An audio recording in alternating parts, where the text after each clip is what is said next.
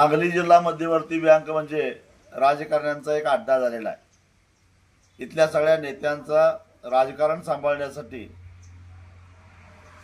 बँकेमध्ये अनेक घोटाळे होतात, भ्रष्टाचार होतात आणि त्याच्यावर सातत्यानं पांघरून घातलं जातं।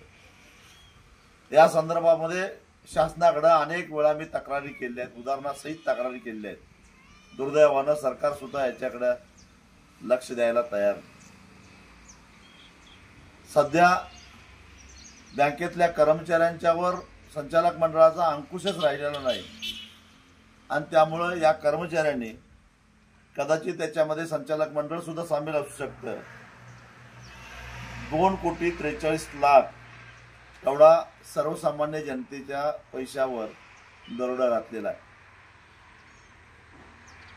तासगाव, निमणी, सिद्धेवाडी, हातनूर, नेलकरंजी, बसरगी या शाखांमध्ये हा घोटाळा झालेला आहे। अजून तपासणी केली तर अजून किती शाखांमध्ये अशा प्रकारचा घोटाळा बाहेर येतो ही तपासणी केल्यानंतरच कळेल।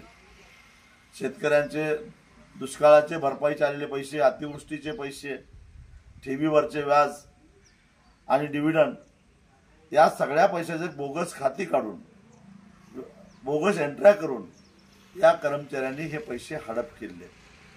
अर्थात त्याला पाठबळ असणारच, राजकीय पाठबळ असणार आणि म्हणून मी शासनाला विनंती केली, मुख्यमंत्र्यांना, उपमुख्यमंत्र्यांना, सहकार सचिवांना, सहकार आयुक्तांना पत्र लिहून विनंती केली आहे की पहिल्यांदा या बँकेवर प्रशासक नेमा आणि सखोल चौकशी करा।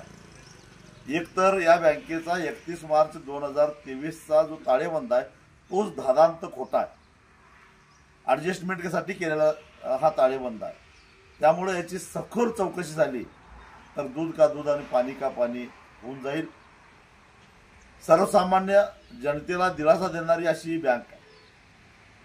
या जिल्ह्याची अर्थवाहिनी आहे। ही बँक जर का पुन्हा अडचणीत आली तर जिल्ह्याचं नुकसान होणार आहे, शेतकऱ्यांचं नुकसान होणार आहे, सामान्य माणसाचं नुकसान होणार आहे आणि म्हणून सरकारनं ह्या अशा भ्रष्ट प्रवृत्तीला कठोर कारवाई करून तातडीनं ठेचून काढावं अशीच आमची मागणी आहे। अन्यथा आता आम्हाला रस्त्यावर येण्याशिवाय पर्याय राहिलेला नाही। पहिल्यांदा शासनानं या बँकेवर प्रशासक नेमावा आणि सखोल चौकशी करावी एवढीच आमची मागणी आहे।